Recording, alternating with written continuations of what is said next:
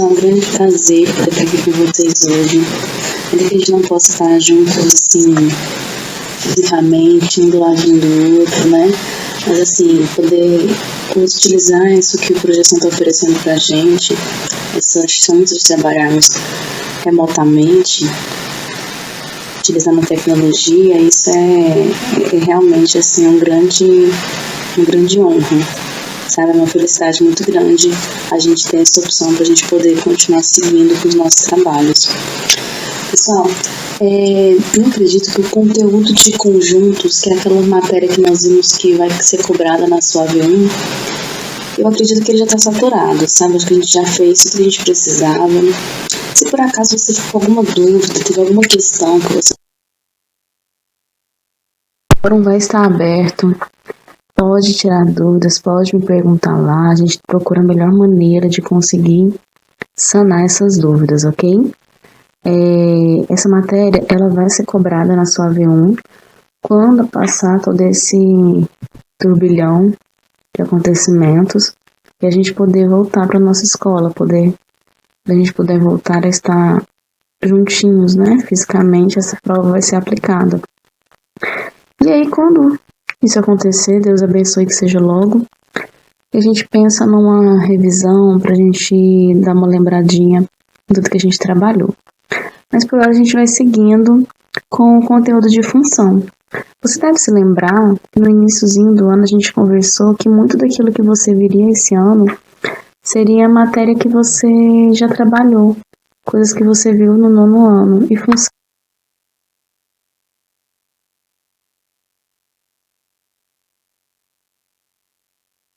Então a gente vai trabalhar agora com um pouco daqueles conceitos iniciais de função. O que é uma função? Uma função nada mais é do que a relação entre valores, entre grandezas. A gente consegue diversos exemplos que a gente pode associar no nosso cotidiano. Por exemplo, o lucro que uma empresa tem. Esse lucro é maior conforme o número de peças que ela fabrica, né? O lucro é menor conforme se ela fabrica menos. Um taxista, se ele roda uma distância maior, ele vai faturar mais, né? Por exemplo, olha essa situação. Eu tenho um taxista que ele cobra R$ 4,80 na bandeirada. O que é isso? Entrou no táxi, entrou no Uber, você já tem uma dívida.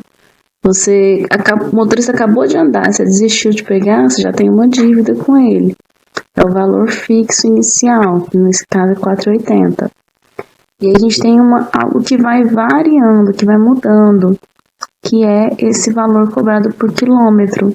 Então, a cada quilômetro que você roda aqui, você vai pagar R$ 1,40 a mais. Isso pode representar uma função. Observe a pergunta. Quanto que custa andar 1 quilômetro com esse táxi? Bom, 1 quilômetro você entrou no táxi, você já está devendo R$ 4,80, certo?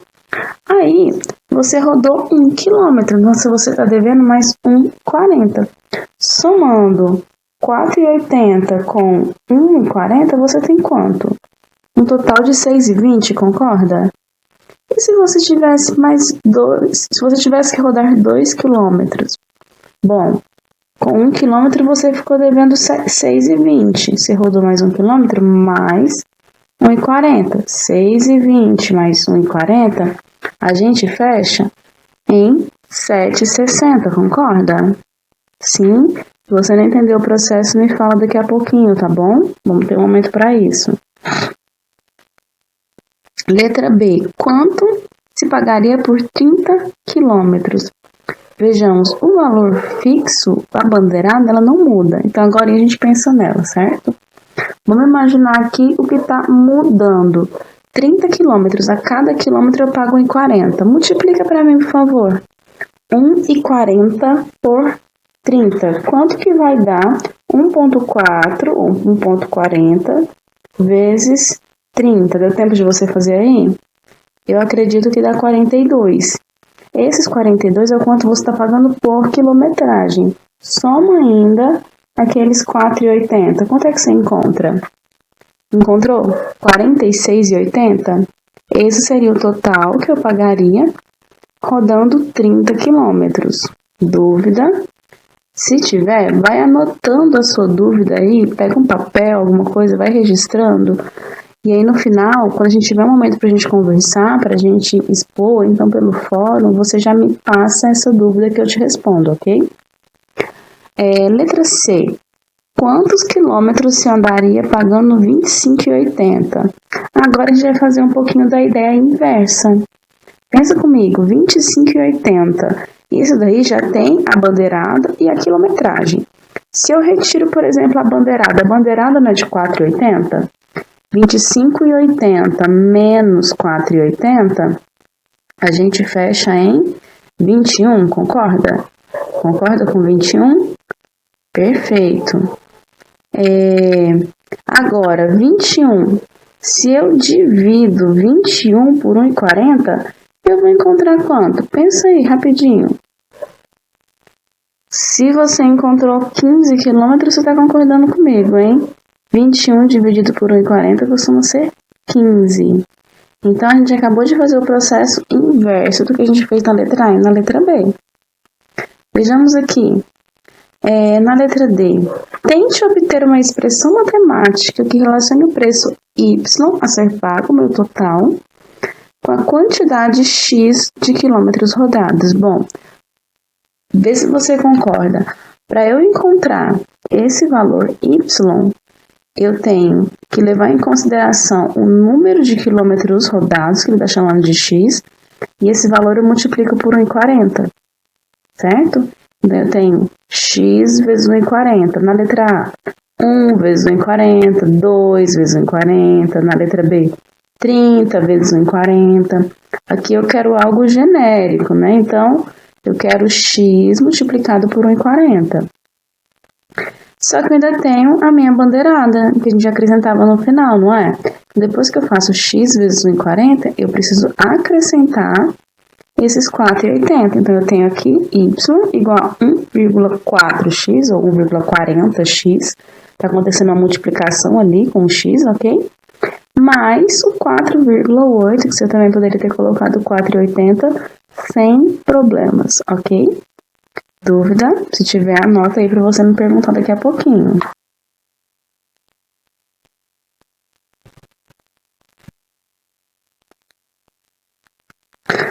Bom, você deve se lembrar também no ano passado de organizar uma tabela com valores desse X e desse Y. Pensa nessa tabelinha aqui relacionada com o problema que a gente acabou de trabalhar. Eu tenho aqui uma tabela que está relacionando a distância, que foi dada, que a gente chamou de X, com o preço a ser pago em Y. Então, a nossa primeira pergunta foi quanto que você pagaria rodando 1 quilômetro. O cálculo a ser feito seria 4,80 mais 1 vezes 1,40, ou 1 vezes 1,40 mais 4,80, a ordem que não importa. Que a gente fechou em 6,20, né? Na letra A eu ainda te perguntei sobre 2 quilômetros. E o que eu estou multiplicando por 1,40 agora é o 2. 2 quilômetros, soma com a bandeirada, a gente tem o valor de 7,60. Não perguntei lá, mas o raciocínio é o mesmo. Se eu estou pensando em 3 quilômetros, o que eu vou fazer? 1,40 vezes 3 mais 4,80, fecha em 9. 4 quilômetros, a mesma ideia. 5 quilômetros, a mesma ideia. Né? Eu te perguntei sobre um valor fixo ali, né? Que seria o de 25,80. Bom, esse valor seria quando a gente rodou uma distância de 15 km. Você pode observar aqui, 15 vezes 1,40 deu aqueles 21, que somando com 4,80 a gente fecha no total que foi te perguntado, que era 25,80. A outra pergunta que eu te fiz foi em relação aos 30 km, né? 30 km a gente vai multiplicar a quilometragem 1,40 por 30, chegando ali no 46,80. Então, a gente só está relacionando agora, por meio de uma tabela, as informações que foram trazidas naquela questão. A gente pode organizar isso por meio de uma lei de formação, que é o que a gente fez na letra D. A única coisa que eu fiz aqui em relação ao slide anterior foi alterar a ordem, tá bom? Lá eu deixei primeiro essa parte, em 40 vezes x, e depois coloquei a soma do 480, que eu simplesmente inverti. Ok? Lá eu deixei o y primeiro, agora eu deixei ele depois. Mas a ideia da lei de formação é trazer uma informação, um texto, uma situação, um problema, para o formato de uma expressão matemática.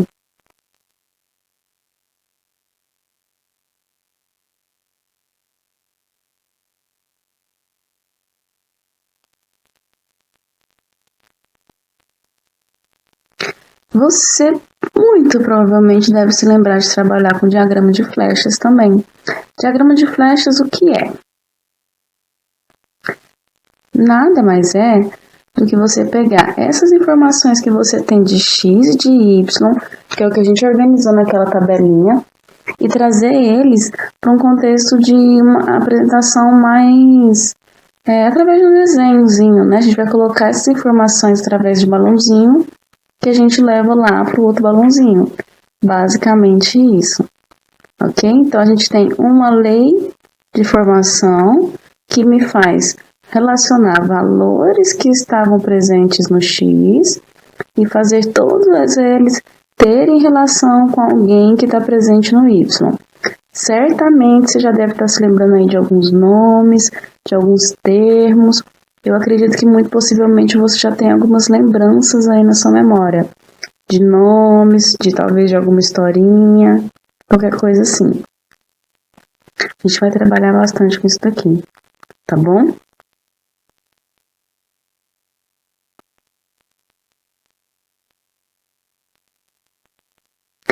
Outra coisa muito utilizada quando a gente fala de função é o gráfico. O gráfico, ele traz para mim esses valores de x e y como pontos de um plano cartesiano. Então, eles têm coordenadas. Esses valores de x e de y vão formar pares ordenados.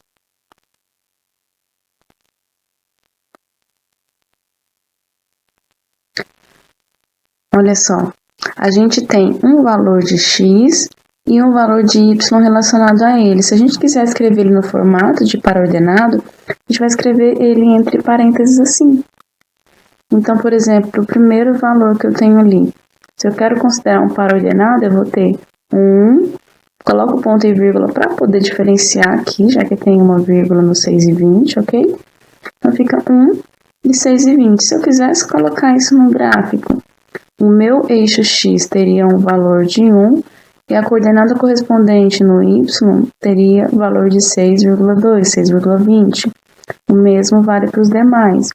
Ok? Então, a gente pode sim, inclusive para fazer solução de problemas, colocar a nossa resposta assim, no formato de par ordenado, tá bom?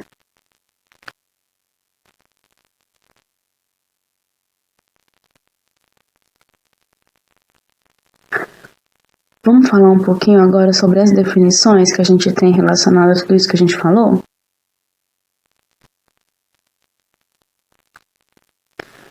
Comecei te falando que função é uma relação matemática entre grandezas, né? Foi uma das minhas primeiras falas hoje. Isso é uma relação, é um cálculo que vai acontecer. Esse cálculo pode ser representado por meio da expressão matemática, por meio do diagrama, por meio do gráfico, utilizando os pares ordenados, mas é uma relação ali entre valores de x e valores de y. E esses valores são chamados de variáveis. Por quê? Porque eles mudam. Né? Quando a gente fez a tabela ali, você conseguiu observar. Tinham vários, daí vem o nome, variáveis, tinham vários valores de x, vários valores de y. Daí temos variáveis. Vê se você concorda. Se a gente tem o x e o y, eu posso dizer que eu preciso do x. Uma vez que eu tenho o x, eu consigo determinar o y. Lembra, o y é o valor a ser pago. Eu só sei o valor que eu vou pagar se eu tiver a quilometragem. Eu não falo, motorista, quanto eu te devo? Ele vai falar, bom, você me deve R$60. Opa, mas eu não rodei esse tanto de quilômetros.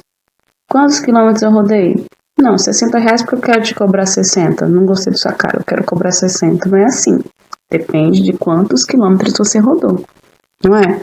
Então, o y, ele depende, ele está baseado no x. Eu digo que o y está em função do x. E para ser função, uma regra básica: todo elemento de x deve corresponder a um único elemento y. Eu não posso, por exemplo, ter na nossa situação um problema, história do taxista. Se eu rodar 5 km, eu pago determinado valor. Mas se eu rodar 10 km, eu pago o mesmo valor? Tem alguma possibilidade de você rodar 2 quilometragens diferentes e pagar o mesmo valor de y? Impossível. Impossível. Para cada resultado de y, a gente tem um único valor de x relacionado a ele, não pode ter dois. Certo? Vamos pensar nisso no formato de um desenho? Olha só. Olha a situação que nós temos. Essa primeira situação, eu tenho um 4 que está me levando a um resultado 5. Um 5 que está me levando a um resultado 6. Parece ser uma função, mas será que é? Olha na frase aqui em cima. Todo elemento de x deve corresponder a um único elemento de y. A gente tem um camarada aqui que não está correspondendo a ninguém. O 3 não está tendo um correspondente y. Esse cara isolado, errado aqui, abandonado, que foi o 3, ele não me permite caracterizar essa representação como sendo uma função. Olha aqui o segundo desenho. Eu tenho 3, 4 e 5. Cada um deles está relacionado a um valor ali no y. Ok. Ah, professora, mas o 8 ficou sozinho. Você falou que não pode ter gente sozinho. Não pode ter gente sozinho no x. Todo o x tem que estar ligado a alguém. E todo mundo está ligado. Todo mundo do x tem um correspondente. Então, beleza, ok, perfeito. É uma função. Olha essa terceira representação. Se eu olho, por exemplo, para o 1. O 1 está saindo para o 3 e está saindo para o 4. Pode. Será que pode? Vamos analisar um outro caso. O 2 está saindo para o 3 e o 2 está saindo para o 4. E a gente tem um 3 que está saindo para o 4 também. Todo elemento de x deve corresponder a um único elemento de y. O 1 é um elemento do x que está correspondendo a 2 elementos de y. O 2 é um elemento de x que está correspondendo a 2 elementos de y. Não pode. Isso não pode acontecer de maneira alguma. Então, a gente pode dizer que nem a primeira situação é função e nem a terceira. Dúvida, meninos? Se tiver, vai anotando aí para você me falar daqui a pouco, ok? Variáveis. Falamos sobre variáveis. O que são o x e o y? Bom, quem manda nessa parada? Quem define tudo que a gente está fazendo? É o x. A gente depende do x para poder descobrir qual o valor a ser pago, não é? Lembra? O y depende do x. O y está em função de x. Quem manda nesse negócio é o x. Então, eu posso dizer que o x ele é a minha variável independente. A minha quilometragem não depende de ninguém. Eu decido quantos quilômetros eu quero andar nessa situação problema. Então, o x é a minha variável independente. Enquanto que o y ele tem uma relação, ele tem uma obrigação a cumprir. O y depende de quem é o x, né? No meu problema. O valor que eu vou pagar depende de quantos quilômetros eu rodo, certo? Então, enquanto o x é independente, o y é variável dependente, ela depende do x, ok? Dúvida? Se tiver, anota aí pra gente.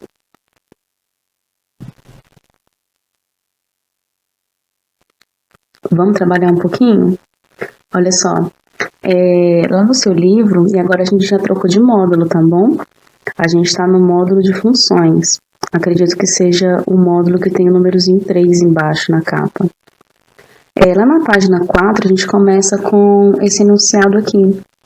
Gabi é instrutora de slackline e cobra R$25 por hora trabalhada. Observe a tabela abaixo que relaciona a quantidade de horas trabalhadas e o valor recebido. Parece com aquela tabelinha que nós fizemos de x e y, só que aquela tá em pezinha está deitada, né? Se ela trabalha 1 hora, ela ganha R$25. Se ela trabalha 2 horas, ganha 50, 3 horas 75, 4 horas 100. Já conseguiu entender qual que seria a nossa relação? Pensa aqui comigo. O valor recebido é dado em função de quê? Tchan, tchan, tchan. E aí? O valor recebido é dado em função da quantidade de horas trabalhadas, concorda? Qual é a variável independente nessa situação? E aí? E aí? E aí? E aí? Independente. Quem é que manda nessa história? Quem está mandando nessa história é a quantidade de horas trabalhadas. Depende de quantas horas ela trabalha para a gente pensar em quanto é que ela vai receber. E qual é a variável dependente? Dependente é o valor recebido. O dinheiro depende de quanto ela trabalha. Concorda? Escreva uma lei matemática que relaciona a quantidade de X de horas trabalhadas e o valor recebido Y. Vamos lá, vamos ver se eu consigo escrever isso bonitinho. O meu Y, ele depende da quantidade de horas que eu trabalho. Então, olha só. Se eu trabalhei 1 hora, foi 25, 2 horas, 50. Quem é o 50? Ele não é o resultado de 2 vezes 25? 3 horas, 75, não é o resultado de 3 vezes 25? 4 horas, R$100, não é o resultado de 4 vezes 25? Então, eu tenho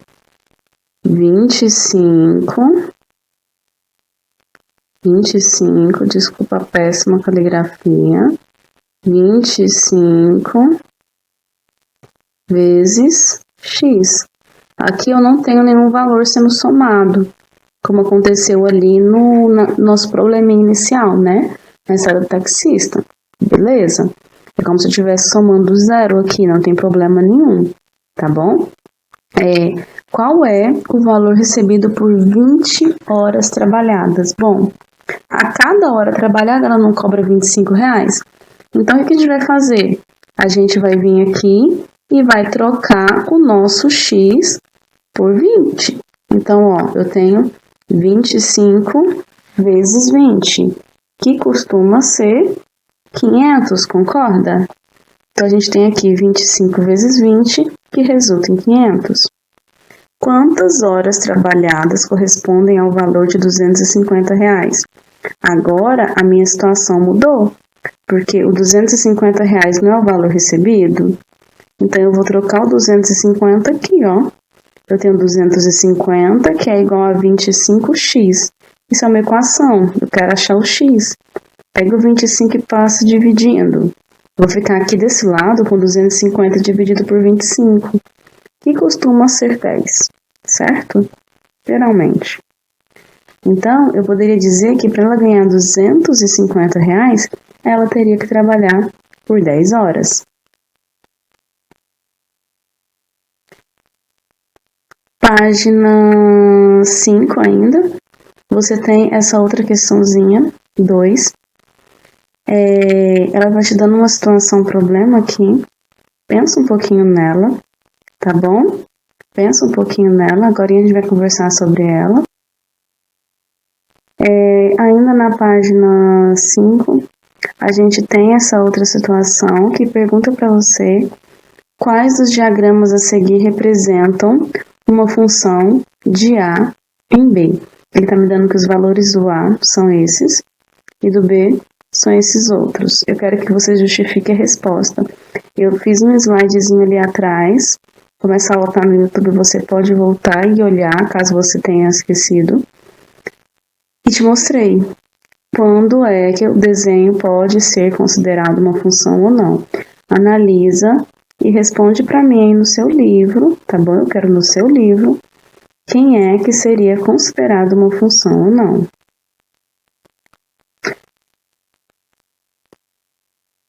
Meninos, antes da gente continuar, eu vou dar um tempinho para vocês fazerem essa questão 2 e 3. Estou à disposição no fórum. Pode responder pode fazer perguntas para mim lá. Se você já tiver terminado, quiser me mostrar, você pode me tirar uma foto e colocar lá. O fórum permite para você fazer esse tipo de apresentação. Você pode tirar foto aí do seu livro e colocar lá para mim. Se você não tem um livro, fez no caderno, pode tirar foto e colocar lá para mim, não tem problema. Para o próximo horário, a gente vai continuar com o nosso conteúdo, tá bom? Estou fazendo uma tentativa de estar à disposição através da webconferência. É o nosso primeiro dia, não sei se vai funcionar. Estou torcendo muito para que funcione demais. Acho que eu quero muito ver vocês, ver a carinha de vocês aí. Mas se não funcionar, já estou dizendo que estou à disposição no fórum, tá bom? Não fica com dúvida. Às vezes você não entendeu alguma coisa da explicação, estou lá, tá bom? Fala comigo. E agorinha a gente continua. Agorinha eu coloco para você o link com a continuação da nossa aula. Beleza? Beijão!